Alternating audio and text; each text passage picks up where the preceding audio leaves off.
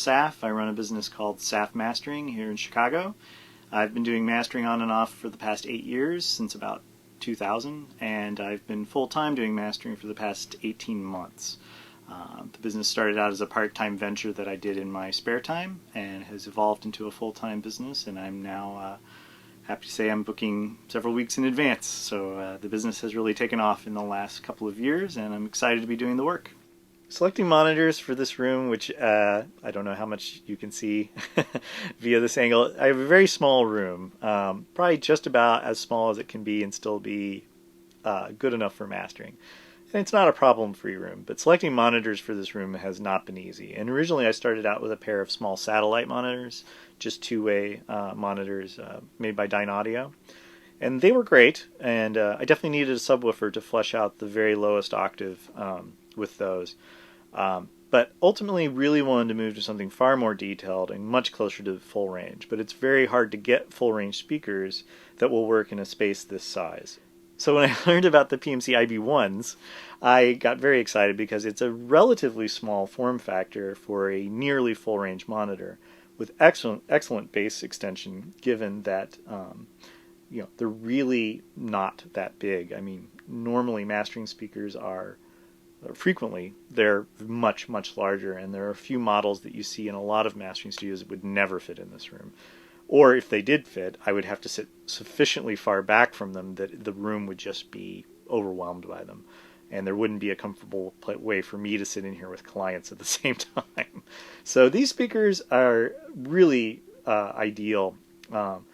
They're three-way speakers with a tweeter, a dome-shaped mid-range that's extraordinarily detailed.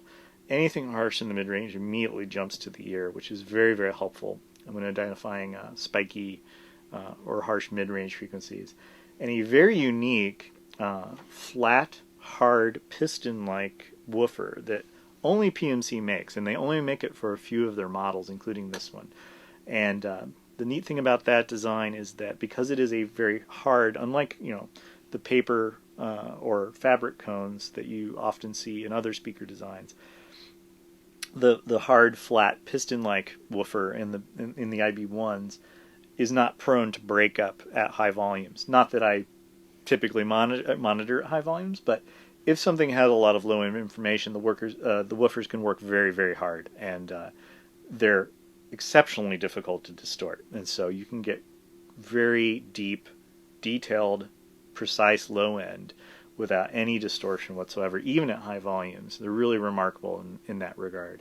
The other thing they have is what's called a transmission line design, which means there's a channel kind of working its way through the back of the speaker, just an air channel, that then empties out through the little grills in the bottom of the speaker.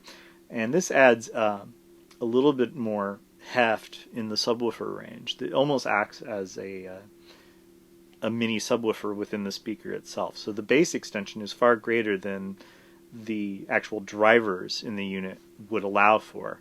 And they're very close to full range. Not quite. They roll off right around 40-35 hertz.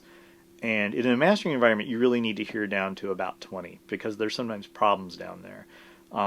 There's very rarely music down there, but there are sometimes problems down there. And so it's really good to be able to hear that. So I do augment these speakers with a subwoofer for that very last octave, just to make sure that I can hear it and hear any problems down there, like rumble or say somebody kicks a mic stand during a live performance, that kind of thing. There's no missing it with the subwoofer. Probably wouldn't miss it without, but I like to have the safety of having that. But these speakers are about as good as it's going to get for this space, but if I move to a larger space, I would keep them. I think they're really the speakers I'm going to live with for life because I'm really impressed with the detail, and the what you want from a mastering monitor is that great sounding music sounds good, and bad sounding music immediately sounds awful. You really want to hear the flaws before you hear the music, so that you can take the flaws out and then enjoy it.